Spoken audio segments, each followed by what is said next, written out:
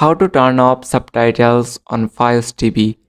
The process for turning off subtitle on various Fios TV may vary. Here are general instructions that should guide you through the process.